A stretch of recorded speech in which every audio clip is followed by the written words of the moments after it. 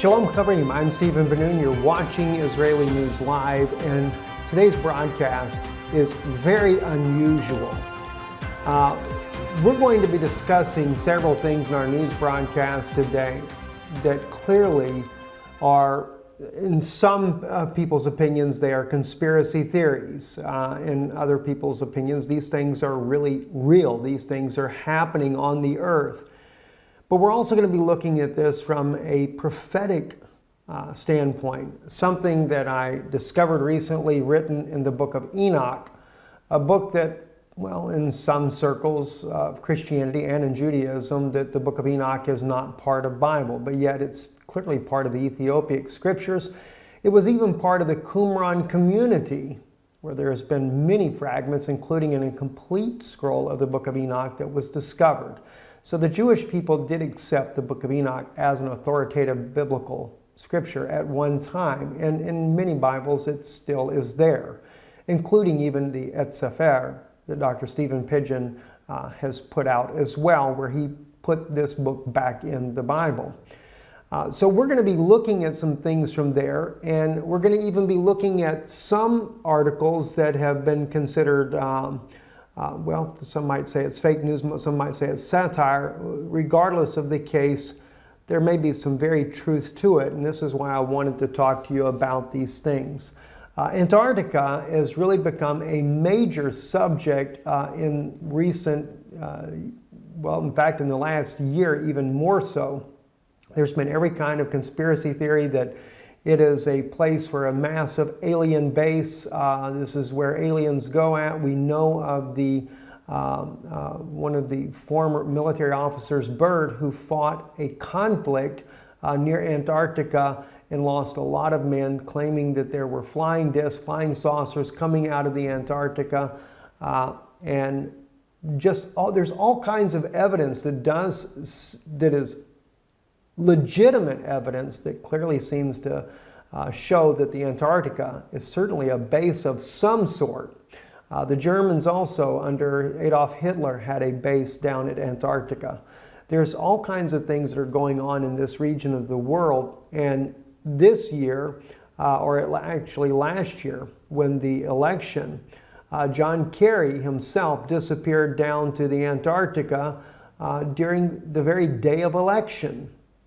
But what was really strange is that when John Kerry went down there, he goes to New Zealand right afterwards, and there was a massive earthquake inside of New Zealand. I'm going to share with you, you can see some of the images here on this article here from the New York Times. They'll show you some of the images of the earthquake itself. 7.8 magnitude earthquake. The earthquake was very, very shallow, and in one article that we saw that would probably be considered satire, that they have written and stated that the reason why the earthquake happened was because John Kerry did a last-ditch effort and went down to Antarctica to try to meet with the, well, as they put it there, he was meeting with the Guardians. And the Guardians had rejected his plea to put Hillary Clinton in the White House. Instead, Donald Trump would become the next president of the United States. Now, I realize that it sounds so far-fetched, sounds so crazy, in fact, to even think of that. And then, of course, they said that the earthquake at New Zealand, where he went immediately after the Antarctica visit, was a warning to him not to come back again. Well, that's what they also said in the article. Those of you that remember, here is a picture here of the Patriarch Kirill. Patriarch Kirill is also the head of the Eastern Orthodox Church, who went also to Antarctica on a very unexpected trip after he met with Pope Francis in Cuba. And Pope Francis gave him a secret document. Never was revealed exactly what was in the document, but it was the first time the two leaders of the both Eastern and Western Orthodox churches had met together to try to mend their relationship. He goes to South America afterwards, and then the unexpected trip to Antarctica. Well, the question is, why did he go to Antarctica? Well, in one article here, the Ark of Gabriel, Antarctica, Russia, and the Apocalypse, speaks about how that the Russian government had actually moved a mysterious ark that was discovered at Mecca underneath the ground there and was brought out. Many people died in the process, according to the article's claim here, and that Russia did a special movement of this ark down to Antarctica. Now, again, whether we would say this is just a bunch of garbage or if it's really true or not, I'll just leave that up to you. But maybe what I'm going to share with you in a few minutes might weigh in on your thinking. So I do ask you, just kind of bear with me a little bit here while we discuss these things here. Anyway, at Mecca, if you remember, I believe it was last year, there was a quote-unquote stampede. And the news reported that some 717 people were killed in this stampede. This is something that has never happened before at Mecca, and actually we found out later that it was 2,000 people were killed there in Mecca, and an apparent stampede that killed all of these people. Well, not according to some of the articles there. In fact, as you can see this crane here that is toppled, that what was actually going on at Mecca was an excavation of this strange ark called the Ark of Gabriel, that according to the article here, this was something that Muhammad had said, had prophesied about. And this was buried here beneath this very place, and they were working on trying to bring it out, and some type of plasma release was done, and it caused the death of all these people. Again, is this just conspiracy theories? Is it fabricated? Who really knows? But one thing that is a fact, though, is there was a Russian ship, a scientific ship, headed to Antarctica, and that ship did stop at the port there in Saudi Arabia, supposedly to take on supplies. Well, as you know, Saudi Arabia is not necessarily the greatest friend of Russia, but they did it anyway, right? So then, after that, the ship goes to South Africa and then on to Antarctica. So they did stop and pick something up in Saudi Arabia. So maybe the article has got some truth in it after all. And then right after this ship goes to Antarctica, this is when Kirill suddenly goes down there to visit the one and only Eastern Orthodox Church at the Antarctica. So just too many strange things are happening. And a lot of people just write it off as conspiracy theories, you know, these things about aliens and you know, all this stuff going on in Antarctica. This is just a bunch of nonsense to begin with. Well, you know, I always I looked at these things and I think, wow, that's pretty interesting. I will tell you though, this article here that you're seeing now in English, this article did appear in the mainstream Russian media as well. We did a report on this back months ago, and I was trying to find the actual report I did on it. Could not find it to save my life there. But I wanted to share that with you, and if you look back, maybe you can find it yourself. But when we did the report on this, we used Russian media, mainstream Russian media, that does not look at this as being just a fabrication. They actually reported it as real news, and that yes, indeed, Russia did do a secret mission down to the Antarctica and had taken a thing called the Ark of Gabriel. So there is a Russian news source out there that does not look at this as some kind of conspiracy. And it went much deeper than what this article goes into it. We shared that with you once before. But then something caught my attention the other day. As you can see on your screen now, this is the Book of Enoch. I was reading in the first book of Enoch, chapter 18. And this is where the angel Uriel is taking Enoch and showing him some very interesting things. And I'm going to share with you some of the words that I read here in Enoch, and then you'll see why it became very interesting to me. If we go down to, say, verse 4 and begin there, it says, "And I saw the winds which turned the sky and caused the disk of the sun and all the stars to set. And I saw the winds on the earth which support the clouds. And I saw the path of the angels. I saw at the end of the earth the firmament of heaven above. And I went towards the south." Okay, so he goes to the end of the earth. And he speaks about going towards the south. "And it was burning day and night, where there were 7 mountains of precious stones, and 3 towards the east and 3 towards the south." Now, I began to think about this. He's talking about 7 mountains, but 3 go to the east and 3 go to the south. And he's talking about going towards the south. And I'm thinking to myself, okay, and he's talking about it being that it burns day and night. It was burning day and night. In other words, the sun is not setting. And I'm thinking to myself, well, the South Pole, that describes the South Pole like no other place on Earth. The sun just doesn't really ever set. It's always daylight.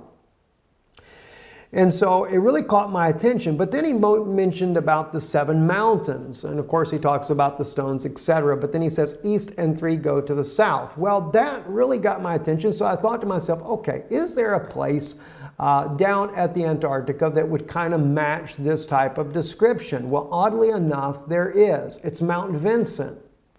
Now, you have to keep in mind what you're looking at here on your screen. You have Mount Vincent right here. It is called the 7 Summit. There are 3 going south. Now, you would say these are 3 to the west. It's actually described as southeast and southwest. But keeping in mind, when Enoch went here, the earth had not been tilted off its axis. So therefore, north and south, east and west was a bit different, right? And if you take and tilt the earth back the way it would have been, this will go just like that. And then you would have the 3 peaks, as it speaks about here, and we have the summit here, 3 peaks here. Those would go down to the south, just as he describes, and these here, the 3, would go to the east, just as he describes there. The 7 mountains, the 7 summits, and 3 to the east and 3 to the south. That really began to make sense. But the words here in Enoch get a little bit more strange, though. And as I read on, it says, and those towards the east were of colored of stone and was of pearl, and one of a healing stone, and those towards the south of a red stone. And the middle one reached to heaven like the throne of the Lord, and stibium, and the top of the throne was a sapphire. And I saw a burning fire, and what was in all the mountains. Now, keeping in mind, the middle one was the tall one. And of course, at Mount Vincent, that's exactly the way it is. Mount Vincent is the tallest mountain. Now, I can't say that this is conclusively correct. I'm putting this here before you as a conjecture, something for you to think about, just something that I find very fascinating in line with all these anomalies that are happening at Antarctica, all the weird things that are going on. John Kerry, I mean, gosh, he did more than 1 visit down to the Antarctica here. Why? What's going on? Now, when I first looked at this, I'm thinking Planet X. They're going down there because they can see Planet X coming. All right? And maybe that has something to do with it as well. But what about some other things? And I'm going to share with you some very serious things also that are going on down there that have been claimed by former military officers. Okay, so just hold on for a second here. It says, and I saw a place there beyond the great earth. There the waters gathered together, and I saw a deep chasm of the earth with pillars of heavenly fire, and saw among them fiery pillars of heaven, which were falling as regards both height and depth. They were immeasurable. And beyond this chasm, I saw a place, and it had neither the sky above it, nor the foundation of earth below it, and there was no water on it, and no birds, but it was a desert place. Now, I'm sure now when you read this part here, well, that throws that out. Must have been out in Saudi Arabia somewhere. Maybe not. Maybe not, guys. Let's take a look at something else here that's very, very interesting. All right, let's go actually to the 7summits.com website. And this is about Antarctica, and it's about Mount Vincent, and it talks about it being the tallest mountain, etc. Let me read to you the Antarctica facts, though. Besides the mountain summit, if you go down here to say about right up under the blue right here on your screen, the snowfall in Antarctica is so minimal that the continent has been called the world's coldest desert. The interior receives less than 3 centimeters, in other words, less than 1 inch of precipitation a year, making it the driest continent on Earth. The Antarctic dry valleys in Victoria Land are among the driest places on Earth. Some scientists believe that no rain has fallen there for 2 million years. Astronauts have visited the dry valleys because of their similarity to lunar landscapes. Isn't that interesting? They call it the coldest desert on Earth. Well, maybe Enoch has got something when he said it was a desert. All right? As he called it, there was no water on it and no birds, but it was a desert place. Well, there are no birds. There are no penguins when you get that deep into Antarctica. There's just no life at all. And a terrible thing I saw there, 7 stars like the great burning mountains, and like a spirit questioning me, the angel said, "This is the place of the end of heaven and earth. This is the prison for the stars of heaven and the host of heaven and the stars which roll over the fire. These are the ones which transgress the commandment of the Lord from the beginning of their rising, because they did not come out at their proper times. And he was angry with them and bound them until the time of consummation of their sin in the year of mystery." And IURL, we go into chapter 19 here, real quick here, just the first verse, said to me, "The spirits of the angels who were promiscuous with women will stand here, and they, assuming many forms, made men unclean and will lead men astray so that they sacrifice to demons as gods." Now, if you notice, that is a continuation. They're not dead. They're still there. And they do what? They will lead men astray so that they sacrifice to demons as gods. Wasn't that interesting? CERN not long ago, where they sacrificed a young woman. Oh, they claimed it wasn't real, but found out later, according to Russian media, it was real. Russian media even was able to determine which woman it was that had been kidnapped. That was by not just so much the media, it was actually Russian intelligence officers that determined this information, but it was in Russian news, and we shared that with you here on Israeli News Live. So they sacrifice to demons as gods. They will stand there until the great day of judgment, on which they will be judged, so that an end will be made of them. But they still have very much access to men on this earth, and they are leading them astray, and they assuming many forms. That's pretty wild. I mean, I've never seen anything like this in my life. And the point is that I make here, when we look in chapter 18, it appears to be, and it could be completely somewhere else different on the earth. All right, I'm just saying this as a conjecture to you to consider this. But it appears to be that Antarctica is that region that he's speaking of. For one, it has to be a place that's burning day and night. That sun is where they can see day and night.